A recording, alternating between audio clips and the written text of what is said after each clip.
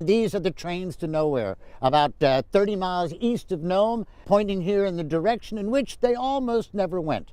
They were brought up here to go to a hard rock mine about 50 miles inland, and then they were going to go eventually over to Council City, and that was all going to connect with Nome to make this great empire of trains, to get material so that you could develop mines and all of that where you needed it. And to do that with a hard rock mine needed heavy stamping mills and lots of heavy equipment. How did you get that 15 miles inland? You brought trains. Trains that had once pulled commuter cars in New York and Chicago that were transported to the West Coast, brought up by barge to just offshore here, and by another barge to tracks that they had laid going about 15 miles inland.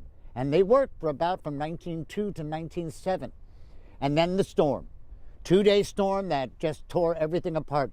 The gold was beginning, the price of gold and the gold rush was beginning to wane, and it just wasn't economically feasible anymore, and they simply walked away.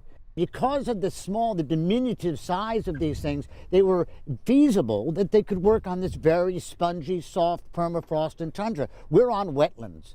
We're on spectacular wetlands that they may be, but to put a train on them is a big deal. When you touched them, and they were, even if they weren't moving, they were alive, and they hummed. And you can just imagine what this must have been like here, to see these things. And what a challenge it was.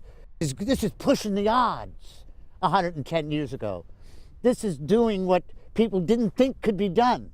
That people did it because that was the drive. I don't want to get too corny and say the spirit of America, but it is. It's the spirit of Alaska.